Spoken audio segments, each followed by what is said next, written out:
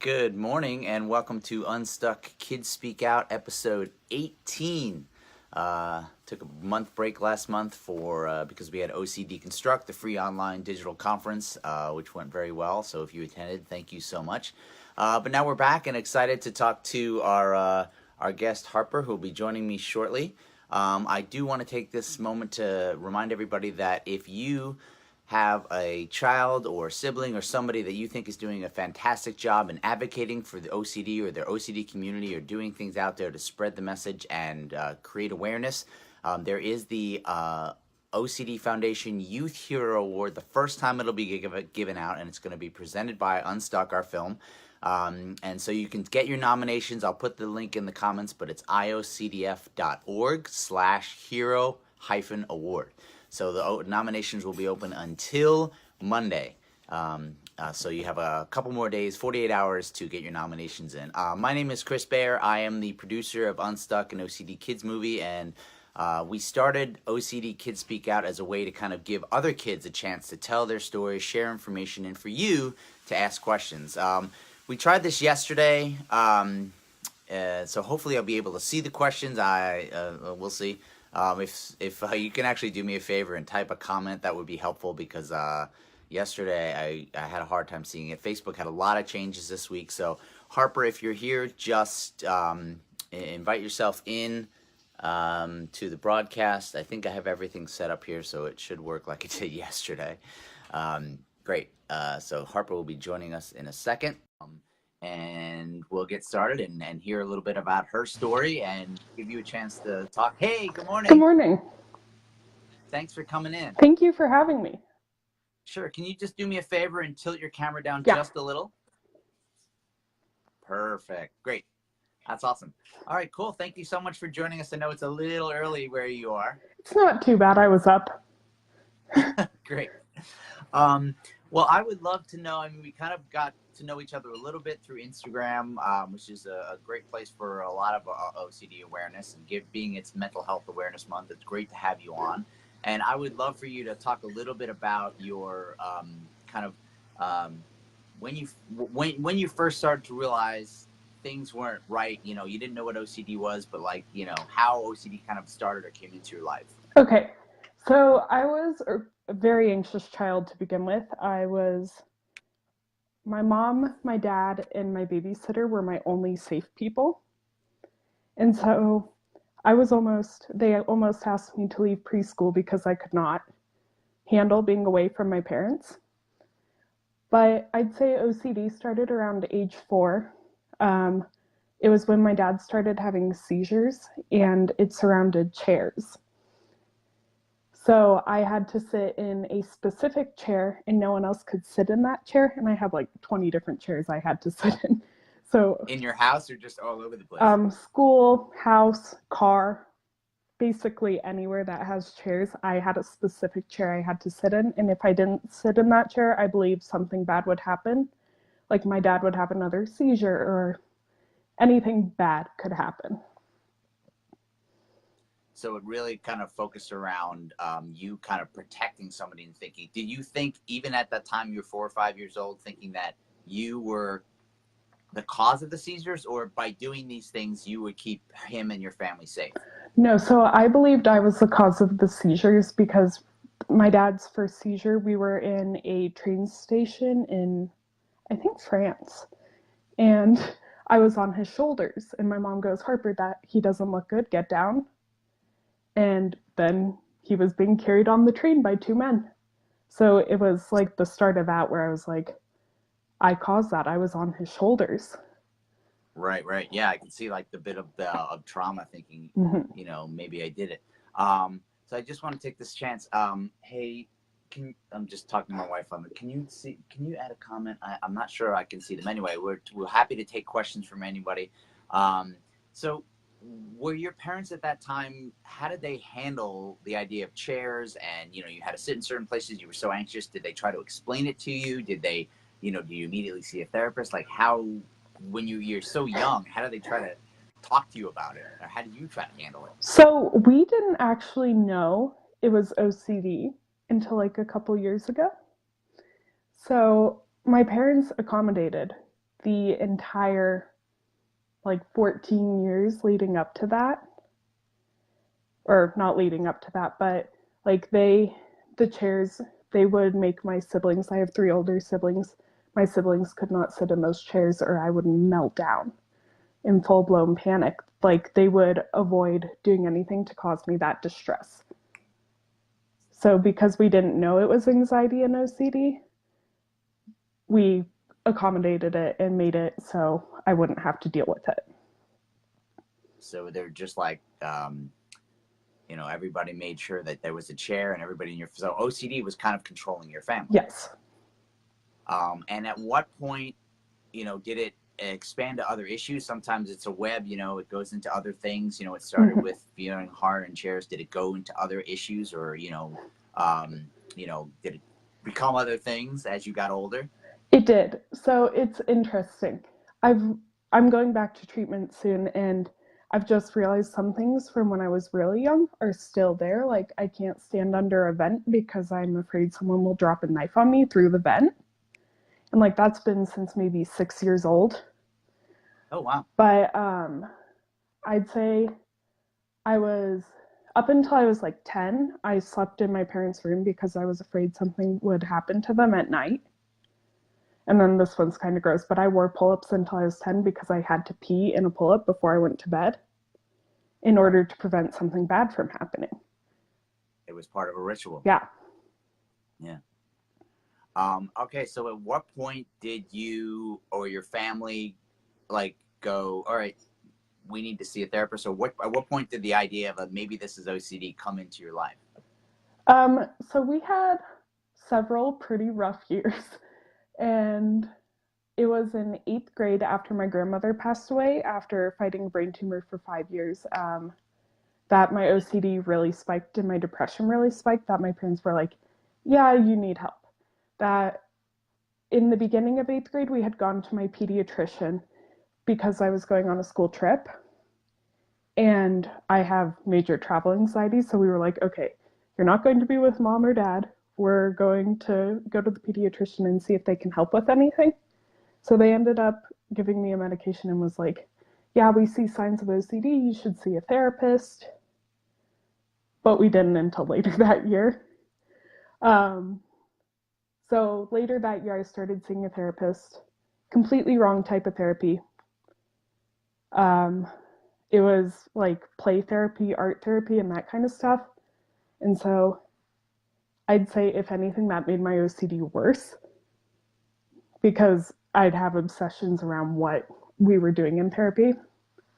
And then in, I think, the beginning of 9th grade, I started taking medication and started seeing a psychiatrist who believed I had OCD. But then the therapist I was seeing didn't believe I had OCD. She thought the compulsions I were doing were actually coping skills and really helping me. So that was the whole issue. So you went from like a play therapist who was kind of like feeding into the OCD to maybe more of a CBT, cognitive behavioral therapist, who was more talk therapy? Yes, so that was in the beginning of 10th grade when I went into CBT, and this therapist does ERP with me. I still see them. And I switched psychiatrists too, and it was a whole event, but in the beginning, it was a year after I started seeing my current therapist that he was like, yeah, you need more intensive treatment.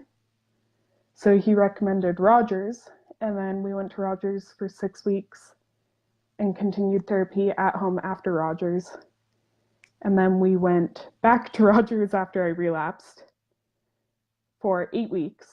And then I'm still doing therapy here, and I do exposures every day. And then I'm headed back to just try to regain ground and not continue to let OCD beat me up.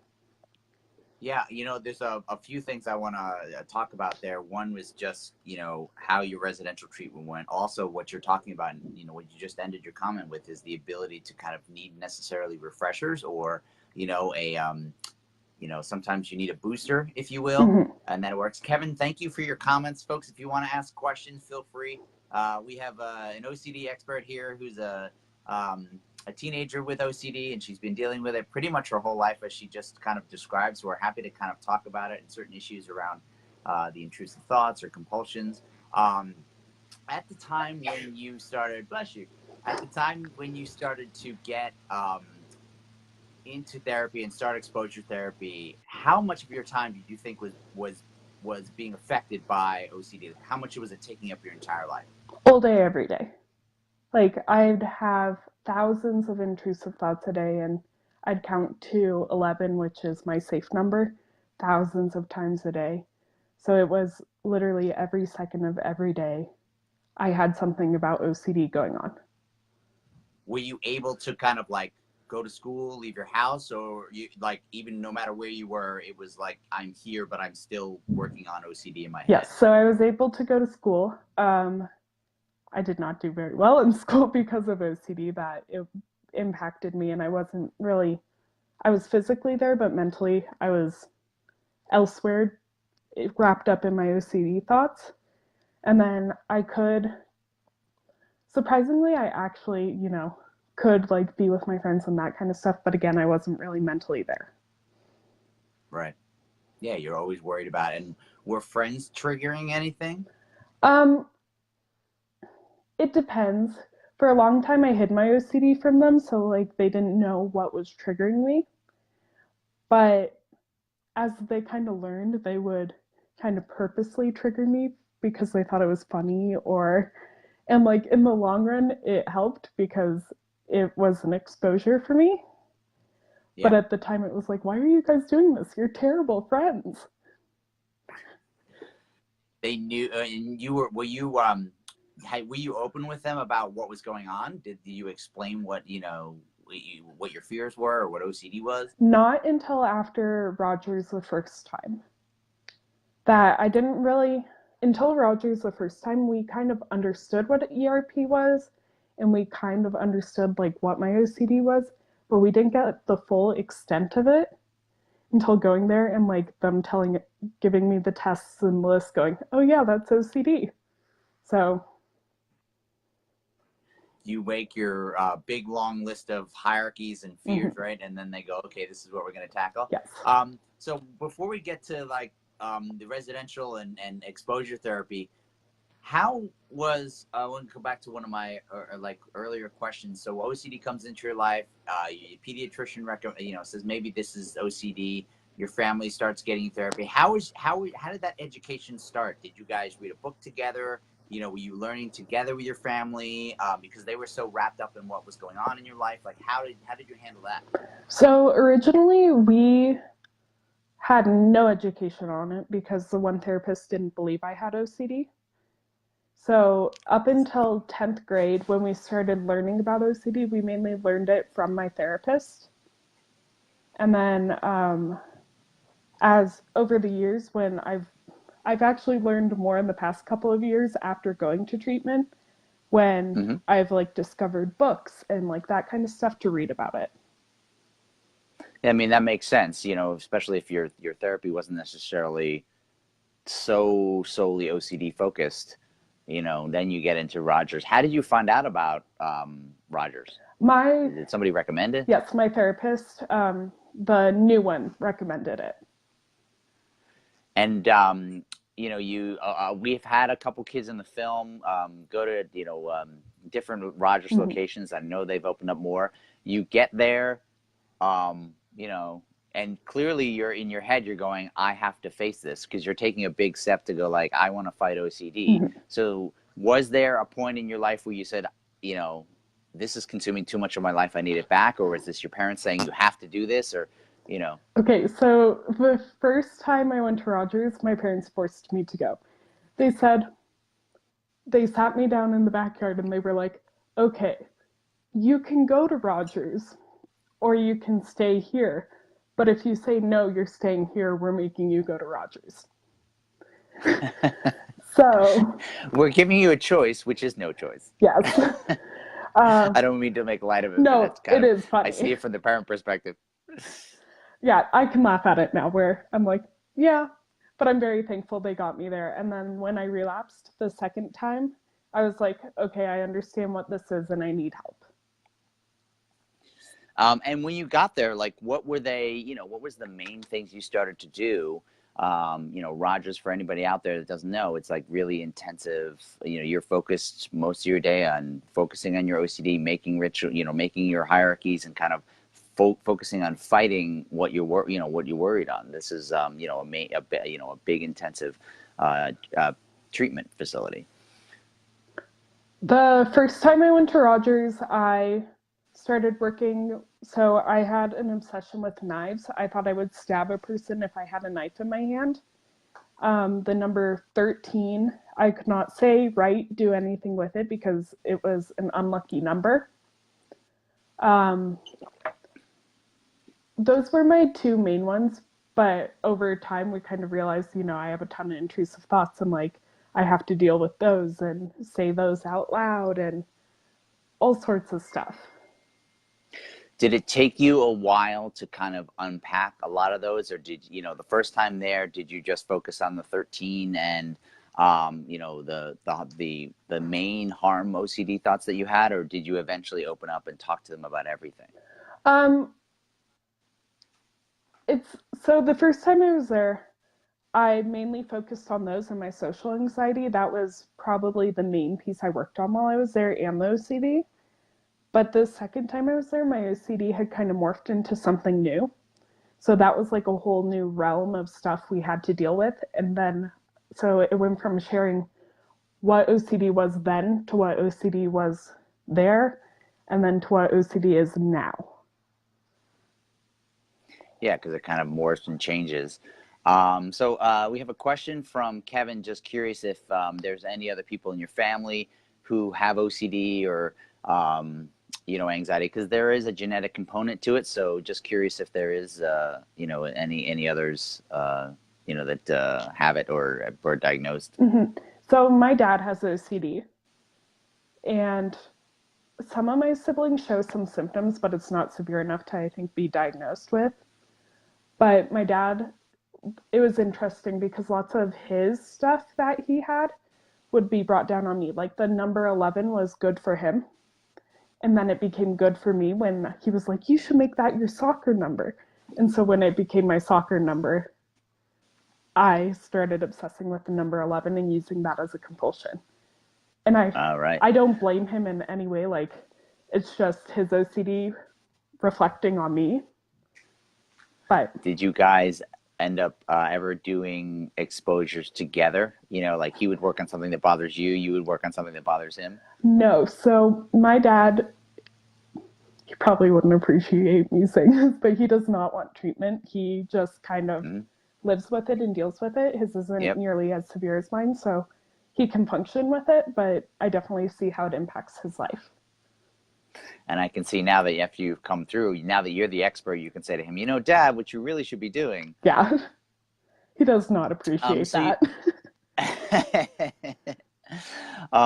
so you're at Rogers, they're teaching you about exposures. If you're, somebody just watching this and learning about OCD for the first time, how would you explain what exposure and response prevention therapy is? So, I mean, there's definitely the textbook definition where you do something that your anxiety fears and you wait until your anxiety decreases. But I would almost say I like to describe OCD like a mosquito bite, and the mosquito bite's itch is like the obsession, and then the more you think about it, the more it itches, and then when you finally itch it, it continues to itch. And I'd say when you do exposures, it's like resisting that itch. Like you have to think about it, but you don't itch it. There's like a process where you have to acknowledge it's there and then mentally not do it. Yes. And it's very, for everybody that I've interviewed and people we've talked about, it's extremely hard to learn. So how did they start you? Did Rogers create a hierarchy for you? And so you started easy, or, how did the different, times you've gone there, how did that go? So I'll use the butter knife or the knife as an example because that's kind of like my main hierarchy that I remember really well, or books. But Mm-hmm. So I started with a butter knife in the room, way across the room from me. And I'd just sit there and wait until my anxiety decreased. And I did this for like a week or two and just could not handle sitting in the room with a butter knife. Slowly, as that anxiety got better, I put the butter knife closer on the table next to me. And soon we changed it to a chef knife. And then as we escalated, I mean, this is a really extreme example, but I would be holding a knife to my therapist's back saying, I might kill you, because I had this fear and I know I would never do it, but it's the fact Hmm. that I had the fear I would do it. So I would do that to prove to my brain I would not do it. Right. It's the what if factor and the, the uncertainty of maybe I could. Um, and you have to kind of show yourself and get the idea that, again, you've done it, you do it a number of times and you understand, wait, I'm not going to go through with this. Mm-hmm. Um, Thank you for the comments, Kevin. Yeah, this is always great for me to talk to all these kids because I'm learning something as a parent of a child with OCD. You kind of learn different things, and the mosquito analogy that Harper just gave is one that I've never heard before. Makes total sense, and so I love that analogy because I think that's relatable to anybody. And as I'm very conscious of it as I'm talking about it, I was itching my skin. So to your point about you think about it and you're almost doing it without even thinking about it. I was just doing that. So when you're doing exposure response prevention therapy, were other kids with you? Were you doing it together? How much of the kind of like, oh, I'm not alone and there are other kids dealing with this kind of come into play? Yeah, no, it was amazing. So we would each have our assigned exposures in the morning. That I was in the partial hospitalization program, so I was there 8 hours a day, but I wasn't in residential. Um, and so we'd each have our assigned exposures, but we would all be in the hallway together doing those exposures, not necessarily together, but around each other. And then we would have groups where we would obviously talk about our OCD. And I remember this one group, we each put our hardest exposure, we wrote it down on a slip of paper and put it in a hat, and everyone had to do each other's exposures together. And at the time, the one I put in there was eating after somebody because I couldn't eat after somebody out of the fear of contaminating myself with saliva. And I remember some of them were like telling staff that I have chest hair. And as a female, that was very interesting. Um, but it was just a really interesting experience to be like, we each have these really different thoughts, but the feelings we have around them are the same. Mm-hmm. And that was really enlightening to me. Yeah, I mean, there's a sense of community that's built and camaraderie. And then, was there ever a sense that like, well, the fact that somebody could do things that you were afraid of and you could do something that someone else was afraid of, did that make you feel stronger, feel like, that you're able to overcome what you're feeling? It did. So I remember there was a girl there who we're still in touch. She's amazing. Um, we she had knife exposures and she had been there for several more weeks before I came. And so she was ahead of me in knife exposures, and eventually we would do knife exposures together. And it would be like, oh, she can do that, so I can do that. And eventually we joked with the therapist, going, can we have a sword fight with the knives? And they were like, wow, look how far they have come, like just together, because now we can joke about it and be like, yeah, let's do this. When before alone, it was like, yeah, I'm not doing that. Yeah, I mean, what you described earlier too, just starting with the butter knife all the way across the room, that that was probably lower on your anxiety scale, even though it did initially cause you a lot of anxiety, knowing it was, not a sharp knife and further away from you, Mm-hmm. and eventually you kind of build up over time to doing something that is, more anxiety and more that you fear, up to the point where you have a knife to your therapist's back, kind of proving to your brain that this is not going to happen and the thoughts you have won't come true. Mm-hmm. Um, um, so we got a comment from Jenny. Yeah, I mean I think there, Jenny, to your point, everybody has different hierarchies that you would create, and depending on what they're doing. And sometimes, if it's a physical compulsion, you will do something that might resist that. If it's mental, it might be more exposing yourself to the thing and sitting with the anxiety and learning how to kind of cope with the thoughts in your head, as opposed to stop doing something like if you flick on a light switch off and on, going from 5 times to 3 times. So there's different ways you handle it. But for the most part, exposure and response prevention therapy is the thing that works for a majority of people when they deal with it over time. It doesn't work for everybody. Have you ever tried ACT, I acceptance commitment therapy? I have not. I want to learn more about it because I want to, there are therapists that are kind of talking about that and how it can help with ERP.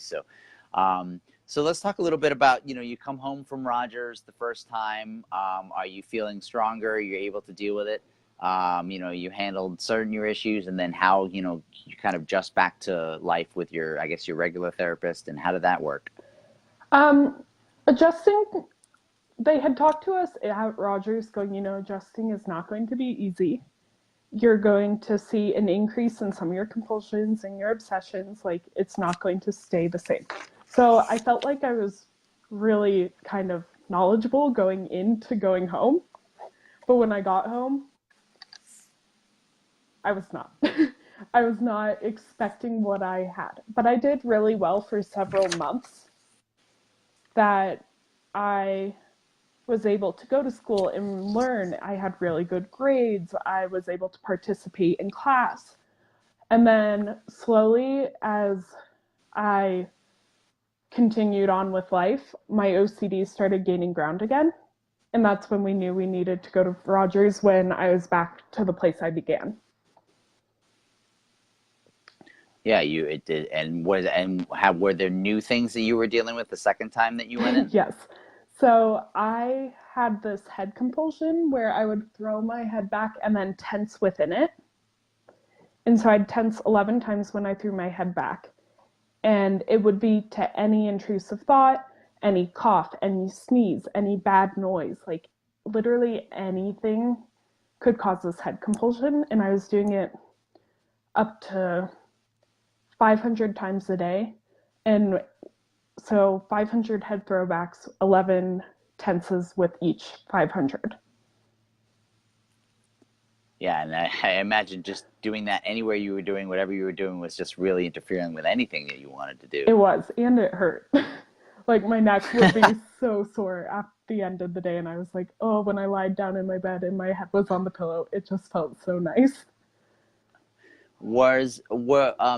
At that time, were you how were you dealing with it with your therapy? Were you aware, okay, this is a new compulsion and I have to deal with it? Or so how were you, what do you think, thinking back, what might, was there a reason that you think that you allowed it to take over again? Or, was it just something you didn't realize and it just came on without you realizing it, and it was bad before I'm curious. I guess the main question is, you kind of went to therapy, you had some tools to deal with it. How do you feel like, it came back over? Was it just stress, or? So we noticed it right away, and we started working on it. But my OCD gained ground so quickly that I'll have thoughts where I can kind of dismiss them and be like, okay, that's OCD, that's fine, I can dismiss that.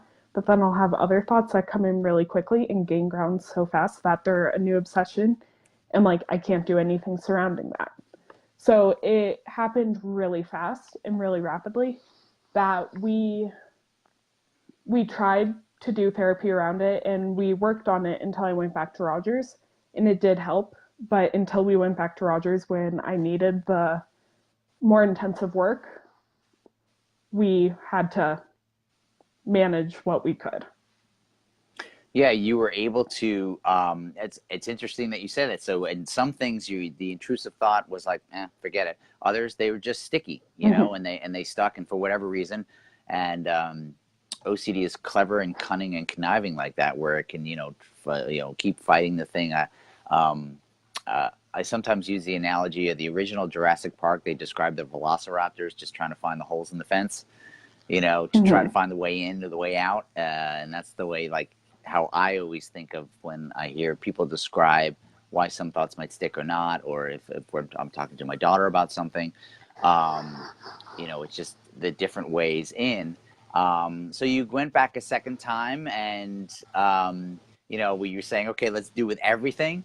I'm sure this time, the second time, you might have been. Were you a little more positive about going back because you remember what happened the first time? I was more positive, but also more nervous, just because I knew what I was getting myself into. The first time I didn't necessarily know what I was going to be doing. The second time I was like, oh no, I have a lot of stuff to work on.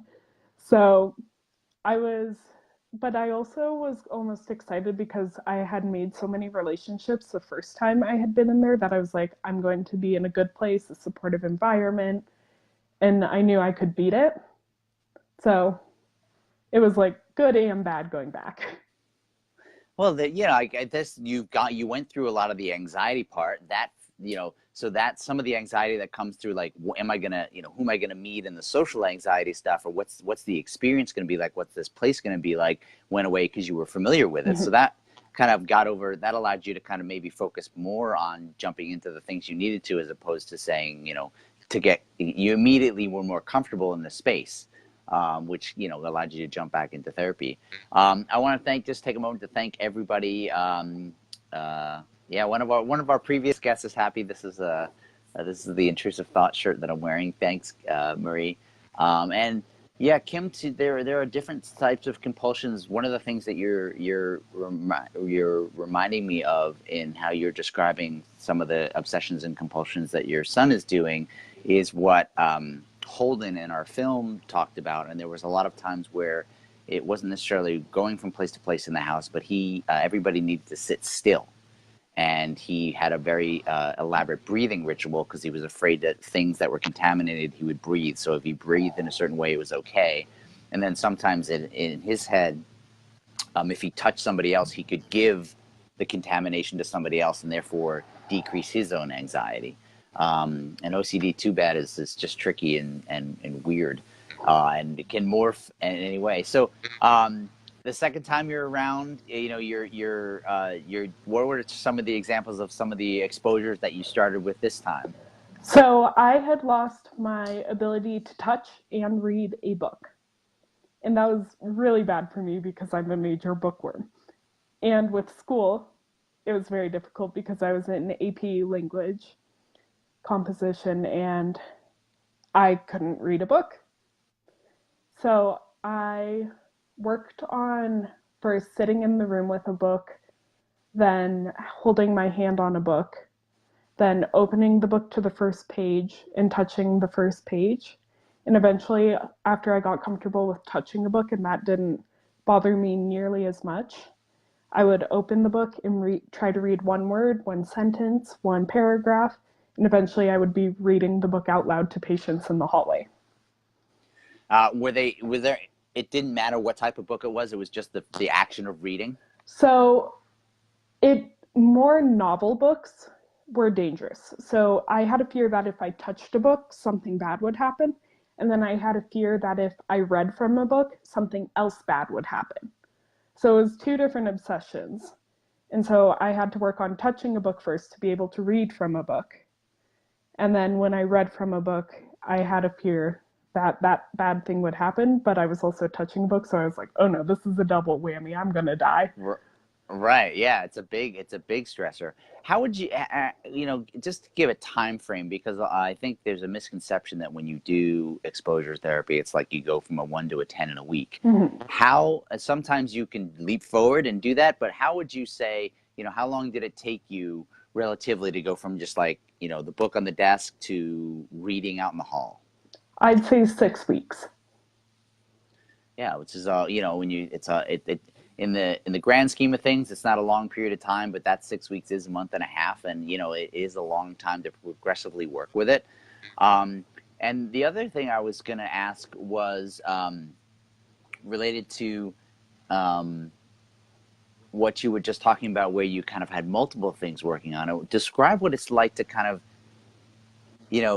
sit with that anxiety, or how would you understand that, wait a minute, this, what I fear isn't coming true? Was there ever like a realization that, wait a minute, OCD is lying to me? Or like, how would you describe, the feeling of getting over that worry? So, because I could sit for hours with books with my hand on it, and the fear of something bad happening could be days later. So I sat with that anxiety for days of like, I touched a book, something bad is going to happen, and I don't know when it's going to happen. But after I realized, like, oh, okay, nothing bad did happen, I don't know, it wasn't necessarily rewarding, but it was like almost a relief. Like, I I didn't cause this because I touched a book. It's a big thing because are you aware that, like, okay, um, you know, I know, I know this, the probability of this happening Mm-hmm. is nothing, but I'm still going to focus on it because of that, because just maybe. Mm-hmm. And, the, it's kind of like getting used to uncertainty. Yes. Do they speak at all about that, or like, how much of the time is talking to you about how OCD works, and how your brain works, and how you need to fight, like the cognitive behavioral side? Mm-hmm. How much of the time did you deal with that? So we had an entire group dedicated to CBT, I think like twice a week for an hour, so 2 hours a week. And they kind of went through like the explanations of why this happens. And on the first day, they like explain OCD to you and hierarchies and all that. But I just totally lost my train of thought. Will you say the question again, please? Well, I was just saying, like, they're explaining to you, they're talking to you about OCD. I'm more like the educational side of what, how much of the Mm-hmm. time is talking to you about what's going on versus, physically working on your issues. So I'd say like it's probably a 20/80 that you spend 20% of your time um, learning about it. But it's not just like one day or those two groups. I remember with my one exposure, I was reading a worry script, which is where I would take an intrusive thought and write an entire story about it coming true. And I would have to read it out loud to people. And I read it to this behavioral specialist, I think 20 times. And he made a graph as my anxiety went down. And it was just each trial of each exposure, he marked on the graph what my anxiety rating was. And he explained it to me, this is the anxiety graph, and you're following the steps perfectly. Um, there's a personal, is there a, hey, Michelle, how you doing? Thank you, everybody, for joining, by the way. If you have a comment, this is Harper, who is an OCD expert. We're talking a little bit about Rogers and residential treatment, also about just dealing with OCD growing up, and so getting her opinions and advice on it. So feel free to ask any questions you want. We're talking more about necessarily intrusive thoughts, harm OCD, also some exposure therapy that she's been working on and has worked on in the past. And as usual, there's a little bit of a selfish reason I have for doing these, because I always learn something. So, like the mosquito analogy, which is fantastic. You're welcome, Melissa. So the question was, you are understanding, how the anxiety working. Did you ever feel like a sense of accomplishment, or get to a point where suddenly, you went from, let's say, some things being really hard to suddenly like steamrolling, and you can, do a lot of things really fast and get over a lot of issues really fast? So, not necessarily. I had to work on lots of things for a very long time, and there wasn't necessarily a steamrolling effect, but I did, after Rogers was like my sense of accomplishment, that during Yeah. Rogers, my brain would be like, well, this isn't something to be proud of. You're still here. What are you doing? But when I finished Rogers, it was like, okay, I did this. I did this, and I should be proud of that. And how, when you came home, were you able to kind of talk to your friends and educate your friends on kind of what you went through and how they could help you, or not accommodate, so to speak? Yes. So it's very interesting. I have amazing friends, and they're all very open to this kind of stuff. And so they were very interested in learning about what OCD was and like how it impacted me. And it's funny because one of the BSs or behavioral specialists at Rogers was always said maybe when somebody asked for reassurance, and this little voice that goes maybe, and most annoying but like funny thing in the world. Um, so my friends, I would tell them that, and then every time I asked for reassurance or did something like that, they would do the maybe voice and joke around with me, but also really help me by not giving me reassurance. Right. And to understand, like, and I think once you start having the conversation with people, and you talk to them, um, they start asking more questions, and you Mm-hmm. can start, either choose to reveal what you want or tell them more generalities. And eventually, did you find that there was one or two friends that were easier to talk to than others? Yes, I have been friends with my friend Emma for since we were 4 years old. Well, kind of friends. We were enemies at first. We played soccer together, and now we're best friends. And she is very easy to talk to, and she like knows all my OCD things. And like when I do something, she'll be like, "Is that OCD?" And I'll be like, "Yes, it was."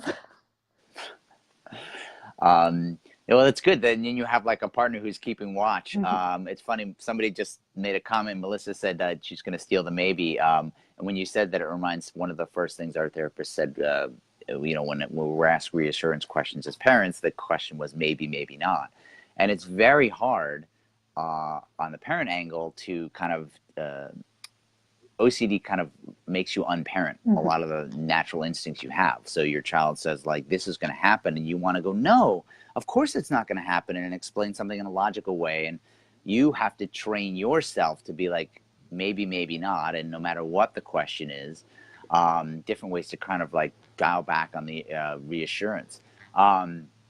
So how would you describe, dealing with your OCD now? You just said you're kind of going to go back for a little Mm-hmm. more like a refresher course, if you will. How have you been adapting as now you're in your late teens, or I don't know, are you in college but like, I'm how in are high you finding school. dealing with it Yeah. now? You're in high school. So So how has it been like through the stress of SATs and things like that? so my high school career has been very interesting. Al, I can you bring me that phone? I don't know what time it is. Sorry. No, you're good.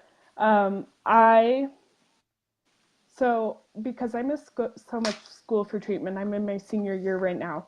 I was supposed to take an extra year of high school, which I may do, or I may get my GED. We're not positive yet. And there's this new school opening up in my district uh, that is actually has a behavioral health program, so I could get my behavioral health technician certification through doing Oh, those great. classes.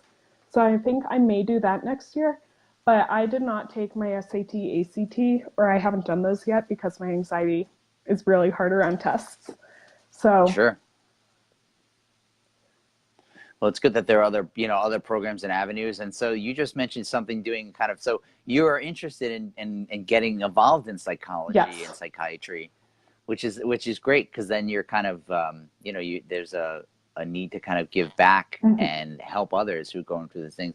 If you could recommend somebody, was there a book or a course or something like that that you found that you would recommend somebody gonna look at right now, if it's a parent or somebody with OCD watching right now or watching the replay, that you would say, hey, this was very, very helpful to me, look at that? Yes, there is a memoir called Obsessed. It's by Alison Britz. It's a YA memoir, so it's in like the biography section of Barnes and Noble in YA. But it's her memoir of having OCD, and she goes through how she did exposure and response prevention in the end, and then kind of how her OCD built up in the beginning. What was her name? Allison? Britz, Britz. Cool. I haven't heard of that book, so I'm gonna look it up, and we'll put a link in the comments Cool. so people can look into it. But that's great, because we're always looking for new resources for people. We actually have a question of uh, yeah. So I guess the question is, has OCD kind of, had in your life been more present and been less. So it can be really strong and then go away, wax and wane. Mhm. So the comment that Melissa was giving was go dark. So have you ever had that experience? And when it came back, was there something that caused it? So my OCD gradually goes up. So from the age of 4, like I have been on an upslope of OCD getting worse. And there are times like after Rogers is the time where my OCD has gone down the tiniest bit and then it goes back up. And that's actually, this is a whole nother story, but I'm a candidate for deep brain stimulation surgery for OCD. And that's one of the reasons I am, because my OCD only goes up and doesn't really have these times where I'm at a lower point. Hmm. Yeah, so it's like a constant escalation, Mm-hmm. which makes sense that you're needing these refreshers and going back. Where you when you come out of Rogers, I guess are you still doing your local therapist? Yes, so I see my therapist twice a week, and then I do 5 to 8 exposures on my own a day. That's great. So you're there.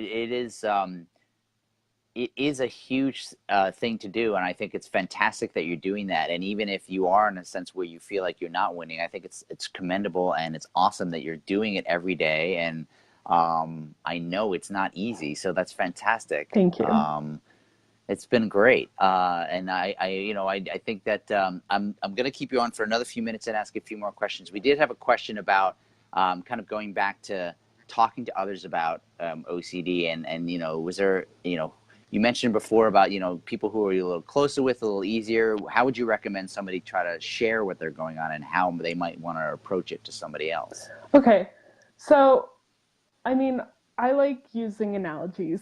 So, like my mosquito bite analogy, that kind of makes it relatable to everyone. Yeah. And so I liked using that. And then with my teachers, I have an IEP or an individual education plan, something like that. Um, and that, because I have a case manager who helps manage my schoolwork and like help me with uh, talking to my teachers and everything, that made it easier too. So just kind of like not only advocating for yourself in the smallest of way by like using something that may be relatable to everyone, or having someone help you who may not understand but are able to like tell people how they can help, or how like you have to advocate to them, but then they, if it's too hard, I don't know. I'm going. No, I hear you.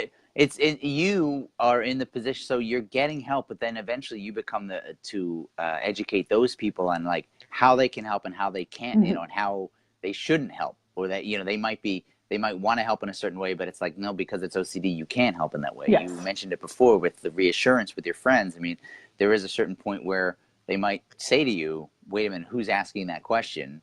Which is the key to you to say, "Oh, okay, all right, Yes. this was an OCD thing. All right, I got to deal with it."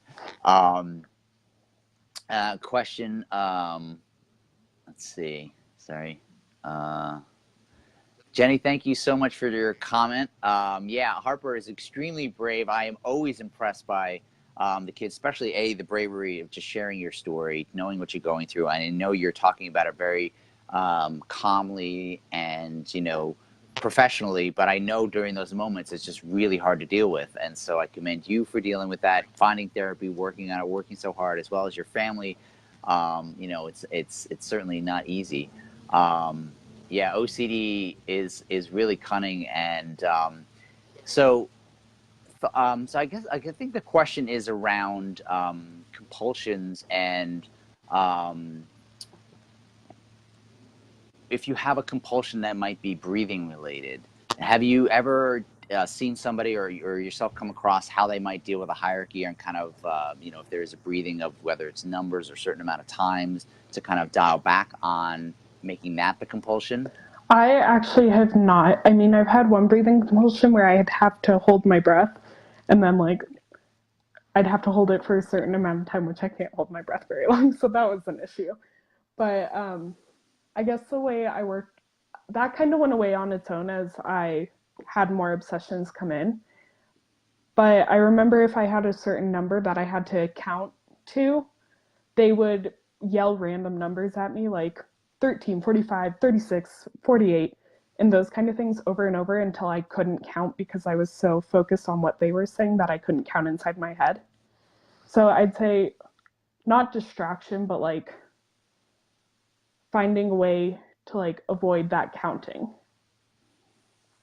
Yeah, I mean, there's different trips, tools and tricks. I mean, the just I guess I finally, Jenny, to answer your question, well, the way I would say it is like, it's definitely something to bring up with the exposure response prevention therapist, and they will work with you and work with your son on, figuring out what is causing that and why that compulsion is happening, but also different ways to kind of work on dialing it back. And let's say, to Harper's example, it might be a certain amount of time that you're holding your breath for 10 seconds, or you got to breathe out 10 or 15 times, or hold your breath till you almost pass out. You will slowly dial back on it. So let's say, I have to hold it for 15 seconds. You might say, okay, 14 and a half. Mm-hmm. That's where we're going to start. And we're going to do that for 2 weeks. And then we're going to go to 14. And then, you make it, you do a little steps down. How much did OCD, do you have siblings, and were they involved, and how much were your siblings aware of what was going on? And, you mentioned before about them, needing to everybody had this certain chair they had to sit in. How did they handle your OCD, and how do they handle it now? So originally my siblings would get pretty mad at me for the things I would have to do, and because my parents would kind of like coddle my OCD, they would get mad, being like, "Oh, you're the baby of the family, you're getting all this special treatment," when really it was my OCD. So because they are my oldest sister is 27, my brother is 25, and my other sister is 22. So they're all kind of out of the house, so they don't have to necessarily deal or see with my OCD because one's in Ireland, one's in Africa, and one's in the Oh, wow. Netherlands, so they're all over the place.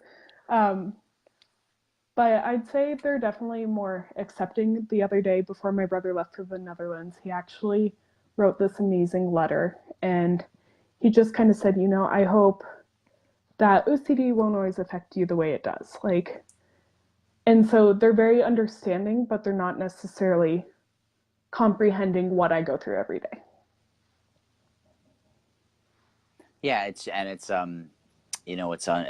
sometimes those notes of encouragement, are really great. Mm-hmm. They're going to encourage you down the road. Yeah. So Kim, what you're describing sounds like a little like Just Right. And I'm not sure if Harper had to deal with that. I know basically Sarah from our film talked about that, and like the way it was like there wasn't necessarily a number she had to do, but it had to feel right to her. And with the tone, her parents would say something, sometimes it could be the first time, sometimes it was the 100th time, but it would be okay. But it always got worse. And eventually you had to learn to kind of dial that back. And her parents had to be taught how to not, dial it back. It's a group. In a lot of ways, it involves the entire family. So I want to say thank you so much for joining me. Any last minute wisdoms or advice for people who are tuning in or maybe watching the replay about like handling OCD, or actually 2 questions. One, any advice for somebody with OCD that's, young person, and how they might, want to handle it? I'd say, this world is a hard place to be, but there are also a lot of beauties in it. And if you choose to look at those beauties, oftentimes life seems more manageable. Like, you look at those and you can be like, okay, I can do this today. I would add to that, sometimes days are stronger than others. Take advantage of those strong days. And in the days you feel weak, the days you don't feel as you can accomplish something, try to do something that proves that you had a victory. And then I would also say my follow-up is that, to the loved ones or the family members, any advice for them on helping someone they know who has OCD? I'd say you may not understand what's going on in their brain, but asking questions, and the person who has OCD may hate it, but like just trying to get that comprehension to show you care, that like I'm understanding I'm trying to understand what you go through every day and I want to be here to support you. I think that's really important because my parents, they they don't know what happens in my brain, but they want to be there no matter what. So it's like having that support and showing that they care is really what is When important.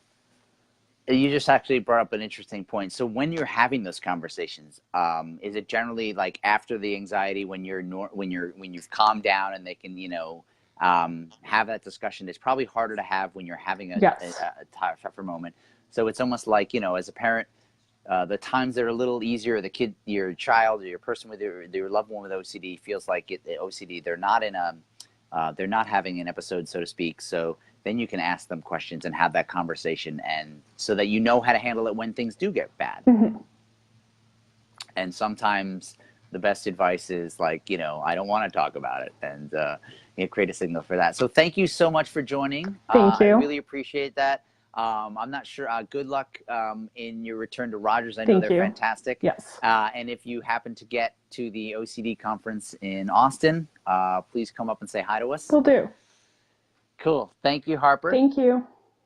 All right, we're gonna just end it a little bit here. So I want to thank everybody for joining me. Kids Speak Out is just a chance for us to, meet a kid with OCD, talk to you, ask questions. I think it's always very valuable for me, and I think it was helpful for a lot of you viewers. So thank you so much for joining. If you happen to be in the UK and watching this, please come to the OCD Action Conference. It's next Saturday. I will be there. We'll be doing a young adult group, and looking forward to that. It's a fantastic it's a fantastic conference. So anybody in the UK, please check that out. OCD Action. I think it's ocd.co.uk is the website. And you have 48 hours here, folks in the US, or actually around the world, to nominate anyone under 17 for the IOCDF Youth Hero Award presented by us, Unstuck. Very exciting. First time we'll be presenting a kids award for a kid hero, a kid advocate, somebody like Harper who is sharing their story and taking the brave step of helping others in the OCD community. So I'll throw that in the comments, and you can nominate anybody, or nominate siblings, or nominate anybody you feel under 17 is doing some commendable work by themselves or for the community. Unstuck Kids Speak Out may be back next month. If not, we may have a talk with another therapist. We'll see. But anyway, hope all is well. And if you're checking this on the replay, we will still answer comments and questions. So feel free to comment away. Bye bye.